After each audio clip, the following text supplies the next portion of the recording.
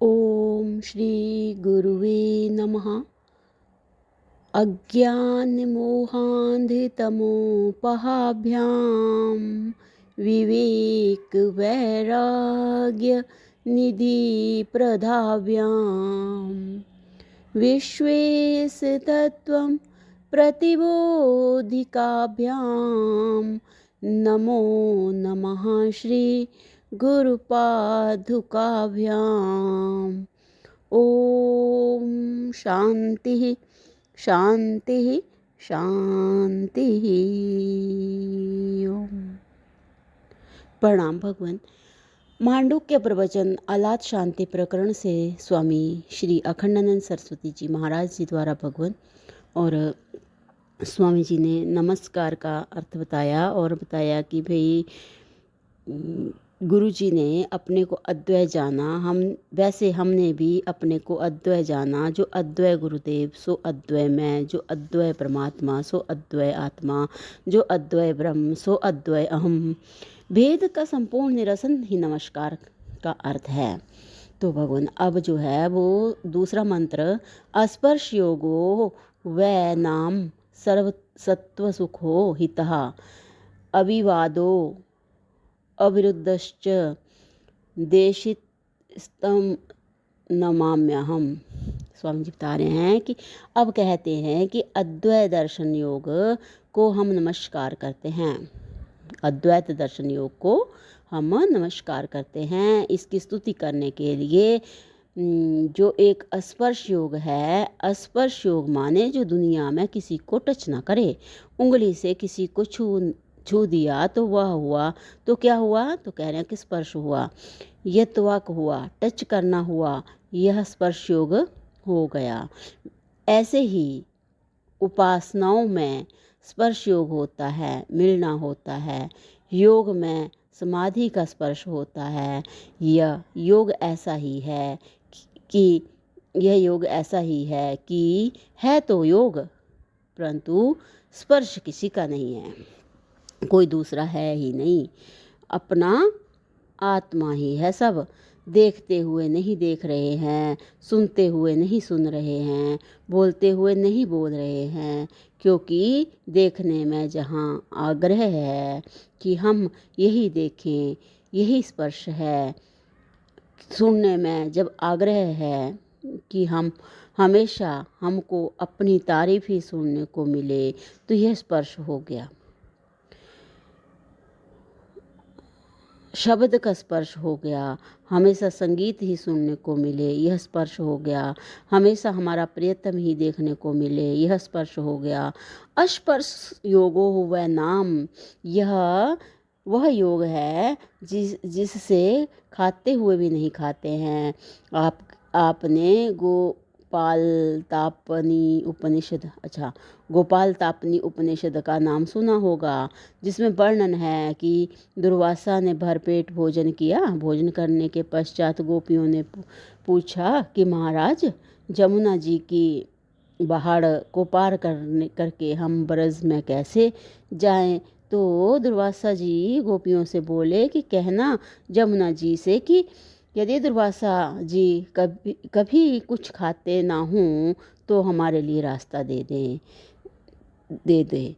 तो गोपियों ने कहा कि महाराज, अभी तो आपने हमारा सारा भोजन उड़ा लिया और अब कहते हो कि जाकर यमुना जी से कहना कि कुछ ना खाया हो तो हमको रास्ता दे दो। यह कैसे? दुर्वासा जी ने आत्मज्ञान का उपदेश किया। बोले, आत्मा आकाश है, चिदाकाश। घड़े में तुम खीर भर दो, पूरी भर दो, हलवा भर दो, तो उससे क्या आकाश का स्पर्श हुआ है? गोपियाँ बोली कि नहीं महाराज, घड़े में चाहे जो भरा जाए या ना भरा जाए, आकाश तो है अछूता। ऐसे ही शरीर के घड़े में तुम खीर भर दो, पूरी भर दो, तो उसमें रहने वाला जो चिदाकाश है उसको कोई स्पर्श होता है क्या? अब बताते हैं, सर्वस्तव सुखो हितः। स्पर्श योग को स्पर्श योग तो ब्रह्म का स्वभाव ही है, माने ब्रह्म वेताओं में यह बिल्कुल स्पष्ट है। किसी के साथ इसमें कोई संबंध नहीं बनता है। संबंध बने तो बंधन बन जाए, संबंध ही तो बंधन है। पति पत्नी कैसे बंधे हैं? कोई रस्सी नहीं है, कोई जंजीर नहीं है, कपड़े की गांठ भी नहीं है, तो काहे से बंधे हैं? संबंध का ही बंधन है। असल में सम्यक बंधन का नाम ही बंधन है। सम्यक बंधन का नाम ही बंधन है। ऐसे बंध गए कि बाहर की रस्सी की जरूरत ही नहीं रही। सोना चांदी पुत्र स्त्री पुरुष में जो संबंध है यही बंधन है। और अद्वैत ब्रह्म का जो ज्ञान है वह कहता है कि देखो, संबंध तो दूसरे के साथ होता है, यहाँ तो संबंध नहीं है, सब आत्मा है। तब ये संसारी लोग कहेंगे कि यह तो सूखा ब्रह्म हुआ। देखो, असल में यह सूखा ब्रह्म नहीं हुआ, यह तो बड़ा गीला ब्रह्म हुआ। कैसे? कि किसी को मेरा समझना यह ज़्यादा प्रेम है कि किसी को मैं समझना यह ज़्यादा प्रेम है। ये प्रश्न आया। आप स्वयं निर्णय करो। जब किसी को दूसरा समझते हैं तब उससे संबंध बनाते हैं कि तुम हमारे बेटे, तुम हमारे बाप, तुम हमारी भाभी, तुम हमारी पत्नी, तुम हमारी माँ, यह हमारी जो संबंध होता है वह दूसरे के साथ होता है और दूसरा नहीं रहा, सब अपना आप ही हो गया। संबंध के बिना जो प्रेम है यह बंधन से रहित प्रेम है। इसमें स्पर्श नहीं है, क्योंकि दूसरा ही तो स्पर्श करे, यह तो अपना आत्मा ही है। इसलिए यह कैसा है? तो कह रहे हैं कि तो कहा गया कि यह सबको सुख देने वाला है। सीप की चांदी को अपना मत समझो, या मेरा समझना बांधता है, मैं समझना बंधन नहीं है। हाँ, मैं समझना बंधन नहीं है। अपने आप से कोई बंधन है? ये प्रश्न आया। वहाँ संबंध ही नहीं है तो बंधन भी नहीं है। यही आत्मज्ञान, यही स्पर्श योग संपूर्ण प्राणियों के लिए सुखकारी है और हितकारी भी है। देखो, तपस्या में तो बाद में सुख बहुत मिलता है, लेकिन करते समय कितना दुख होता है। यह ज्ञान ऐसा है कि ज्ञान प्राप्त करते समय भी दुख ना हो और फल में भी दुख ना हो, हमेशा सुख ही सुख हो। परंतु कई चीज़ें ऐसी होती हैं जो तत्काल बहुत सुख देती हैं। खाते समय कितना सुख होता है, लेकिन ज़्यादा खा जाएं तो दुख होता है कि नहीं होता। अति होने से भाग दुखदाई हो जाता है। भोग, अति होने से भोग दुखदाई हो जाता है। भोग वर्तमान में सुख है, परंतु भविष्य में वह हितकारी नहीं है। और तपस्या में भविष्य में सुख है और वर्तमान में दुख है।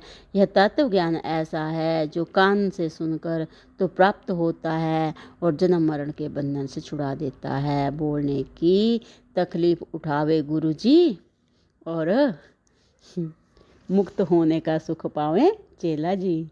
बहुत बढ़िया बता दिया भगवान कि बोलने की तकलीफ उठावें गुरुजी और मुक्त होने का सुख पावें चेला जी। दूसरी बात यह है कि आत्म प्रकाश अद्वैत में विवाद किससे?